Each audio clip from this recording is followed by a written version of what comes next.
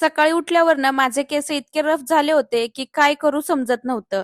मग बनवलं हे फ्लॅक्सीडचं जेल आणि रिझल्ट पाहून मीच खूप जास्त खुश झाले. तर चला तुमच्यासोबत पण ही होम रेमेडी शेअर करते. तर एका भांड्यामध्ये पाणी उकळायला ठेवलं आणि पाणी उकळल्यानंतर ना त्याच्यामध्ये फ्लॅक्सीड्स ऍड केले आणि जेल सारखा घट्टपणा येऊस्तवर ना ते उकळून घेतले. नंतर माझ्याकडे ना एकदम ताजा एलोवेरा होता. मग एका बाउलमध्ये त्याचं जेल काढून घेतलं. नंतर फ्लॅक्सीड जेल पण तयार झालं होतं. मग ते पण त्याच बाउलमध्ये गाळून घेतलं आणि एक विटामिन ई कॅप्सूल टाकून ना ते सगळं मिक्स करून घेतलं आणि गाळल्यानंतर जे सीड्स राहिले होते ना त्यांची चांगली पेस्ट करून त्याच बाउलमध्ये ऍड करून ना सगळं मिक्स करून घेतलं आणि नंतर मग केसांना जेल लावायला घेतलं. त्याआधी ना मधून भांग पाडून केसांमधला गुंता काढून घेतला आणि नंतर जेल लावायला घेतलं. सगळ्या केसांना चांगलं जेल लावून घेतलं आणि 15 ते 20 मिनिटासाठी ना केस चांगली बांधून ठेवली.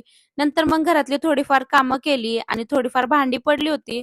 मग ती पण घासून घेतली आणि 15 ते 20 मिनिटानंतर ना मी हेअर वॉश केला आणि शेवटी रिझल्ट खूप छान आला होता. केस एकदम शाईन, स्मूथ आणि सिल्की झाले होते.